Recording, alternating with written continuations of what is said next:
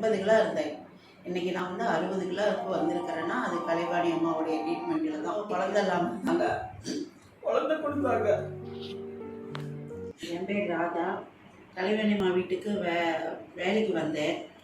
வேலைக்கு வந்த இடத்துல எனக்கு நிறைய பிரச்சனைகள் உடம்புல, கை மூட்டு வலி, ப்ரெஷரு, சுகர் எல்லாமே இருந்துச்சு. அப்புறம் கலைவாணி அம்மாவே பார்த்துட்டு என்னம்மா இப்படி இருக்கீங்க அப்படின்னாங்க. இதுதான் நான் 30 வருஷமாக மாத்திரை முழுங்கிட்டு இருக்கிறேன் அப்படின்னு சொன்னேன். இந்த மாத்திரையே உங்களுக்கு வேண்டாம், நான் உங்களுக்கு குணப்படுத்துகிறேன் அப்படின்னு கலைவாணி அம்மா சொன்னாங்க. அப்புறம் அதிலேருந்து நான் 1.5 வருஷமாக மாத்திரை எடுக்கிறதில்ல. அப்புறம் அவங்களே ட்ரீட்மெண்ட் கொடுத்தாங்க ரேக்கி மூலிமா. எல்லாமே இந்த மாதிரி செய்யுங்கன்னு சொன்னாங்க. அக்குபஞ்சர் மூலிமா அவங்க எனக்கு காலையிலான ட்ரீட்மெண்ட் கொடுத்தாங்க. அதனால எனக்கு நல்லா இந்த கை விரலெல்லாம் வீங்கிக்கும். காலையில் எந்திரிக்க முடியாது, ஒரு சொம்பு தண்ணி எடுக்க முடியாது, எல்லாம் வீங்கிக்கும்.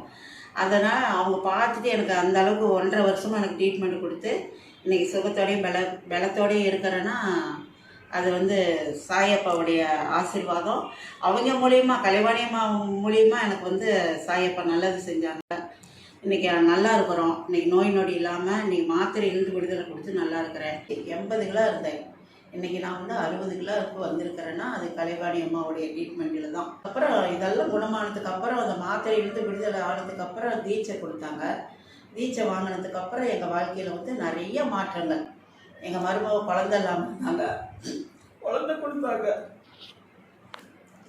நல்ல ஒரு ஆண் குழந்தை, அழகான குழந்தைய சாயப்பா கொடுத்தாரு.